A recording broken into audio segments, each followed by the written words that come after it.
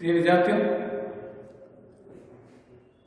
आज हमारा टॉपिक है कबीरदास की जो अगले पद है सुमिरन को अंग। ध्यान दीजिए, अंग का मतलब अध्याय भी होता है, समय भी होता है, स्कंद भी होता है, यानी अलग अलग पुस्तकों में अलग अलग दिया हुआ है, इसलिए आपको इसमें किसी प्रकार का संशय की स्थिति में नहीं होना चाहिए। ठीक है ना। तो आज हमारा जो टॉपिक है सुमिरन को अंग, कबीर के बहुत ही प्रसिद्ध दोहे हैं इसमें। ठीक है ना। और ये जो पद है, कबीर के जितने भी पद हैं उनके जो शिष्य हैं, बार बार लिख रहा हूं बोर्ड पे, आपको याद रखना, परीक्षा मासिक का प्रश्न। कबीर के प्रिय शिष्य कौन है? धर्मदास। कौन है बच्चों? धर्मदास ने कबीर की पुस्तक लिखी थी, वो बीजक। ठीक है ना। और बीजक के अंतर्गत 3 भाग है। भागवत संदर्भ में आपको एक पहला साखी, दूसरा है शब्द, तीसरा है रेमेनी। साखी, शब्द और रेमेनी, ये तीनों है। और आपके पाठ्यक्रम में कौन सी पुस्तक, कौन सा पाठ है? शब्द आपके पाठ्यक्रम में, ध्यान रखना। और शब्द के अंतर्गत ये कौन से पद पढ़ रहे हैं? सुमिरन को अंग। सुमिरन का मतलब होता है स्मरण करना। सुमिरन का मतलब क्या होता है बच्चों? स्मरण करना। सुमिरन यानी स्मरण करना। ठीक है ना। स्मरण करना या याद करना, हरि का भजन करना। देखिए, कबीर के जो सुमिरन का अंग है, ये उसके पद है, मैं बोर्ड पे लिखे हुए, आपको समझाने का प्रयास करो, ध्यान से सुनेंगे आप लोग। कबीर भजन हरि नाम है, दूजा दुख अपार, मनसा वाचा टूमना, कबीर सुमिरन सार। कबीर सुमिरन सार है और सकल जंजाल, आदि अंति सब सो दिया, दूजा देखियो काल, पंची संगी प्यू प्यू करे, छठा जू सुमिरे मन, आई श्रुति कबीर की, पाया राम रतन, मेरा मन सुमिरे राम, मेरा मन रामी आदि, अब मन राम ही रहा, शेष नवाओ काहे। कितनी गजब की बात बता रहे कबीर। अंत में कह रहे मेरा मन राम ही रहा, तो शेष नवाओ काहे। जब स्वयं राममय हो जाता तो दूसरों को नवाने की, दूसरों के सामने चरण स्पर्श, चरण झुकाने के लिए दूसरों चरणों में गिरने की आवश्यकता नहीं है। शुरू से पढ़े, ध्यान से सुनेंगे आप लोग। वापिस देखिए, सुमिरन को अंग। सुमिरन यानी हरि के भजन करने का जो विषय है, भगवान की भक्ति करने का जो तरीका है, ये इस अंग के बारे में कबीर ने इसमें अपना बात बताई है। कबीर कहते हैं, हे संसार के लोगों, भक्ति भजन हरि नाम है, दूजा दुख अपार भक्ति। हे संसार के लोगों, ये जो हमारा जो मनुष्य जीवन है बहुत मुश्किल से मिला है। अगर इस मनुष्य जीवन में व्यक्ति अच्छे कर्म नहीं करेगा, भगवान की भक्ति नहीं करेगा, उसको मोक्ष की प्राप्ति नहीं होगी। और जब व्यक्ति की मोक्ष की प्राप्ति नहीं, व्यक्ति को जब मोक्ष की प्राप्ति नहीं होगी, तो उसको दोबारा जन्म लेना पड़ेगा, और दोबारा जन्म लेकर के उसको और कष्ट सहन करना पड़ेगा, और ना जाने कितने कितने कष्ट सहन करने पड़ेंगे, कितने कौन सा जन्म लेना पड़ेगा, कौन सी योनि में जन्म लेना पड़ेगा, ये कुछ नहीं कह सकते। इसलिए हे मनुष्य, जो मनुष्य जीवन मिला है बहुत सर्वश्रेष्ठ जीवन है, और ये जीवन बार बार मिलने वाला नहीं है। तुम्हारे को पूर्व का अच्छे कर्म, इसलिए तुम्हें मनुष्य जन्म मिला, और इस जन्म में अच्छे कर्म करने के लिए भगवान आपको मौका देता है, और वही है मौका क्या? भगवान की भक्ति कीजिए। क्या कह रहे हैं? भक्ति भजन हरि नाम है, दूजा दुख अपार। ये संसार के लोग, संसार है, ये पूरा भवसागर के समान है, और इस भवसागर को पार करना कोई आसानी से इसको पार नहीं कर सकते, कोई आसान खेल नहीं है।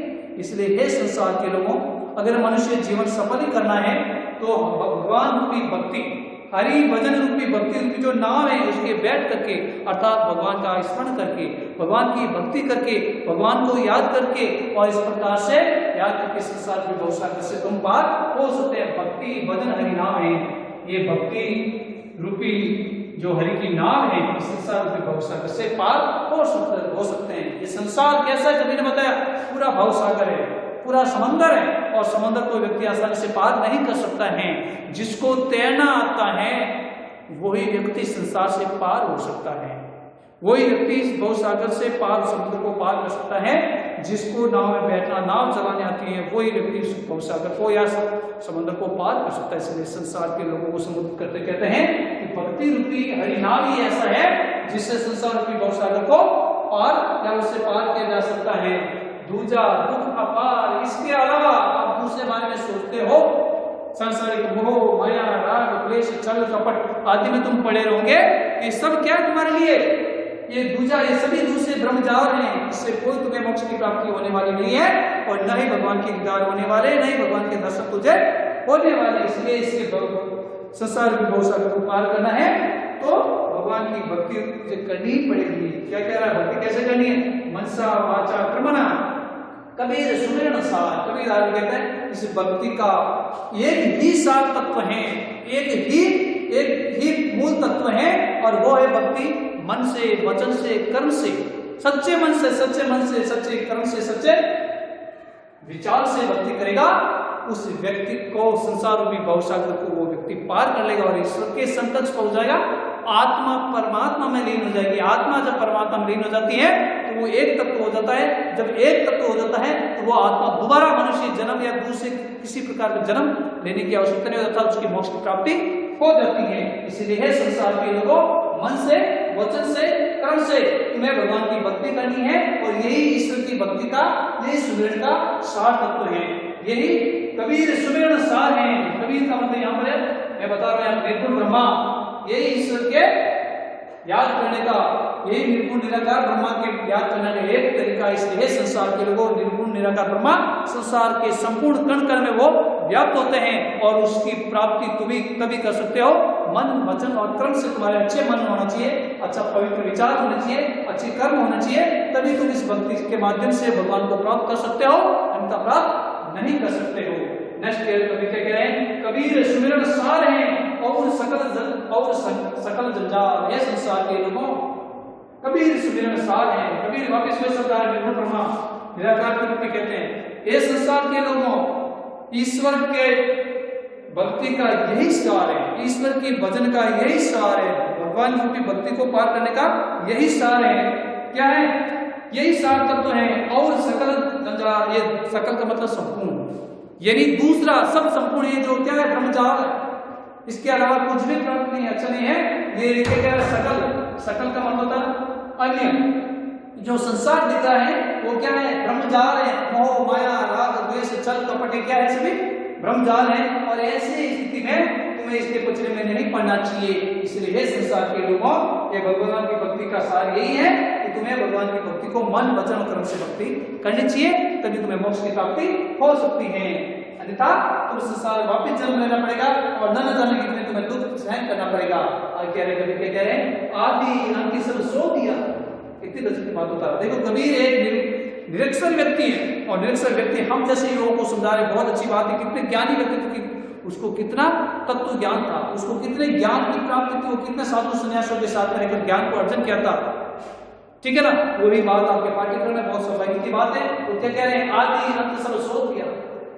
आदि यानी प्रारंभ में, अंत यानी अंत तक। ये संसार के लोगों में कभी कह रहा है कि आदि अंत सब सो दिया। तुम प्रारंभ से लेकर अंत तक सोचोगे, ढूंढने का प्रयास करोगे, टटोलने का प्रयास करोगे, प्राप्त करने का प्रयास करोगे, ज्ञान को रहस्य गर्भ तक जाने का प्रयास करोगे। क्या कह रहे हैं? तो भी तुम्हें ऐसा प्राप्त नहीं होगा। कब होगा? तुम जब मन, वचन, कर्म से भक्ति करोगे तो तुझे क्या मिलेगा? हरि का या संसार रूपी भक्ति से तुम, या संसार रूपी भवसागर से तुम पार हो सकते हो। इसके अलावा प्रारंभ से अंत तक कोई भी अन्य बातें के बारे में सोचोगे तुम्हें तो मोक्ष की प्राप्ति होने वाली नहीं है। दूजा देखो का और दूसरे बारे में प्रारंभ से अंत तक कोई दूसरा सोच देने, ढूंढना, प्रयास करना, प्राप्त करने का प्रयास करोगे। ये सब दूजे हैं, देखो काल, ये सब काल है। तुम्हारा नष्ट, तुम्हारा समाप्त है, तुम्हारा जीवन क्या काल मतलब मैंने यहाँ पर लिखा है, बोलते देखिए काल का मतलब तुम्हारा विनाश है। ठीक है ना? मृत्यु है, इनकी शोध यानी पड़ताल करना, जांच करना। ठीक है ना?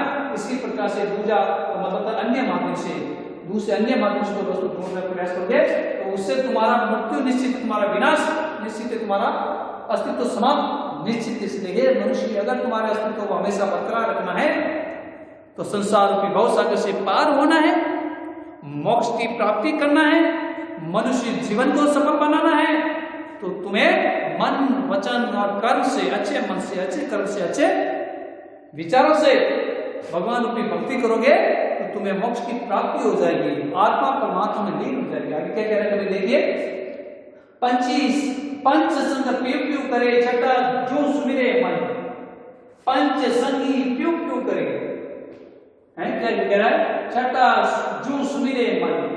ये संसार के लोग, हमारी जो आत्मा है, हमारी जो देह, हमारा जो शरीर है, जिस शरीर को धारण करके हम इधर से उधर से चलते हैं और न जाने हम कितना इसके शरीर को लेकर के गर्व करते हैं। 5 तत्वों का जो पुतला, हार्ड मास का जो पुतला है, इसको लेकर के हम न जाने कितने प्रकार का गर्व करते हैं और ये पता नहीं है हार्ड मास का पुतला है, एक दिन क्या है मिट्टी में मिल जाएगा।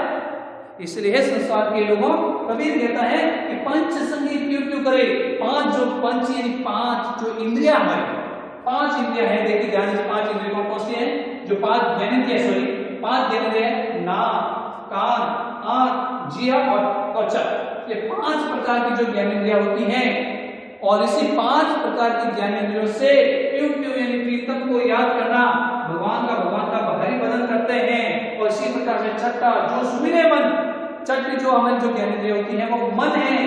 क्या कह रहे हैं, जो व्यक्ति 5 ज्ञानेंद्रियों से छठे मन रूपी जो ज्ञानेंद्रियों के माध्यम से और इसी प्रकार से भगवान को याद करता है, हरि का भजन करता है, कीर्तन करता है, साधु सन्यासियों के साथ करता है, संतों के विचारों के साथ में रहता है, वही व्यक्ति आई सुक्ति, सुक्ति का मतलब होता है बुद्धि, ज्ञान प्राप्त होना।